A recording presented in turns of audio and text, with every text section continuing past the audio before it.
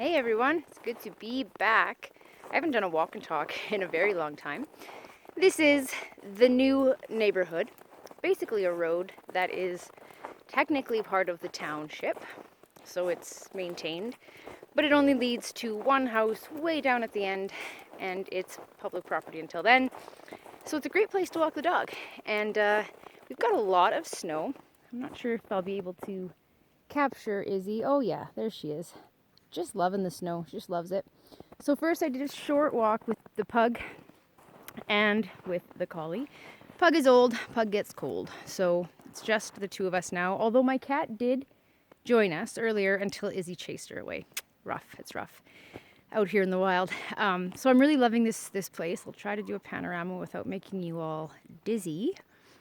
And just give you a bit of a glimpse of what I get to see when I take my dog for a walk. Yeah, it's winter here though, like full blown. We've already had our minus 20 moments, tons of snow. We've shoveled a lot this week. Full blown blizzard last weekend. So yeah, it's winter, but whatever. I don't hate it. Not in this area. It's so pretty. Our yard is so full of trees.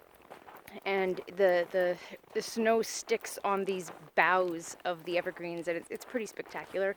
And I'm okay with it because we have a cozy spot, and it's a very restful period, or I want it to be. I feel like it will be a restful period. So all of that aside, welcome to anyone who has just joined the channel, particularly possibly after my interview with Sheila Gunn Reid.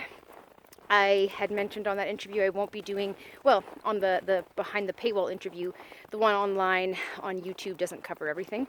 But I did mention at the end that I will be getting more into the New Age stuff, not covering as much politics, but I do need to cover a political issue because it actually does all kind of tie in with the way things are going pattern-wise. And that is on the video that has sort of surfaced of Justin Trudeau discussing this great reset of the economy and of the systems that we have and reducing inequality and all of that lovely sounding stuff. I'll leave a link in the description below so you can listen for yourself. But it's a little freaky because, of course, the Great Reset is not remotely a conspiracy theory. It's a term that's used frequently. The World Economic Forum recently put out a post just wide out in the open talking about nobody owning anything and sort of this dream of nobody, everybody's renting something, which is ironic. If nobody owns anything, who are you renting it from? I don't know, big government, big companies, probably. The rich aren't exactly going to give up their riches for the sake of equality. Just a guess. I could be cynical. I could be wrong. I'm going to switch hands because this one's cold. So, and I'm not editing. I'm not editing today because I have a lot of stuff to do. But this video comes out and it's just wide out in the open for all to see. And I mean, you guys have to remember, up until a couple of years ago, I was, well, 3 years ago, I guess. It's been a slow kind of journey, so I don't know when you'd say my red pilling started, but it's been not that long. It's been a lot of learning, and for me, it's still surprising to see this stuff kind of coming true and being real.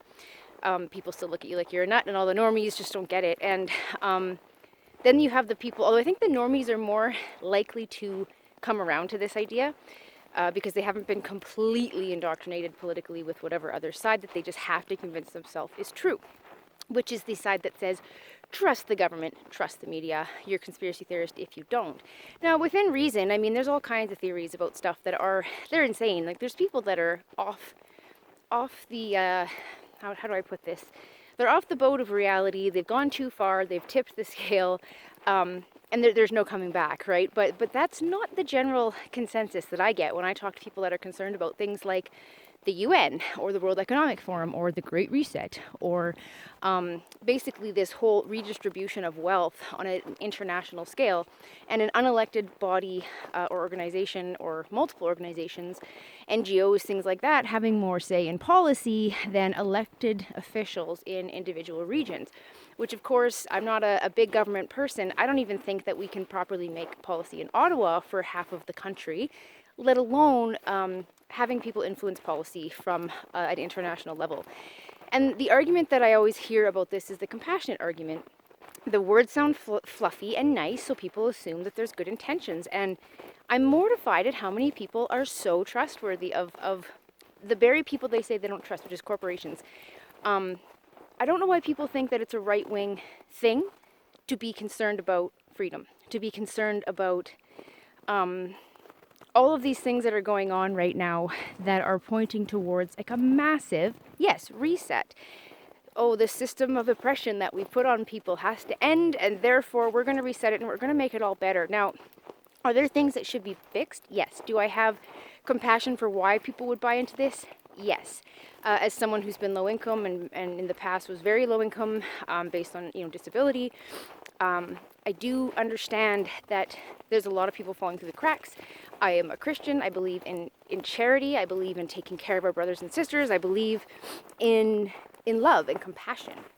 But that means I believe in empowerment. So it means that you don't just automatically assume that giving somebody income, giving them whatever it is going to just fix their life. There is still an element of personal responsibility. There has to be a balance of those left and right worldviews. It's not just left and right voting, guys. It's left and right worldviews. One sometimes can get a little bit too harsh and say they don't maybe recognize the external factors that affect things like poverty. So mental illness or disability or trauma or whatever. But then you have the other side that just refuses to recognize any level of personal responsibility, and they want this big government to fix everything, and it's never going to work. And if we don't find some way to balance these ideas, we're never going to get anywhere, because the compassionate left isn't going to listen to the conservatives unless they have a solution. But the conservatives right now don't always know how to speak about this in a compassionate way. So then we lose ground, and we end up going further and further left with these dubious lies from our massive levels of government telling us they're going to make everything better. When in fact, do you really think that Bill Gates is going to give up his riches? Do you really think anybody's going to give up their riches for poverty to get rid of poverty? I don't think so. Anyway, my fingers are freezing. It's really hard to hold this with mittens, and I don't have a selfie stick. So I'm probably going to leave it here.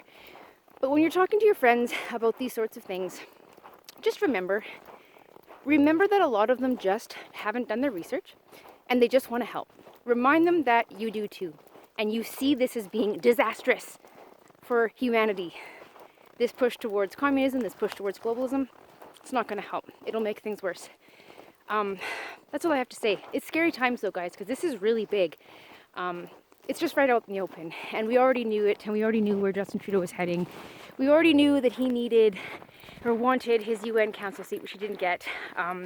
We already knew, but it's so out there, and the fact that people are still calling people conspiracy theories about it is just maddening. But what are you going to do? Keep trying, keep standing, keep speaking, stay strong, stay grounded, stay compassionate, and as always, be good to each other, but not because the government tells you to, or any other weird world organization that's horribly corrupt.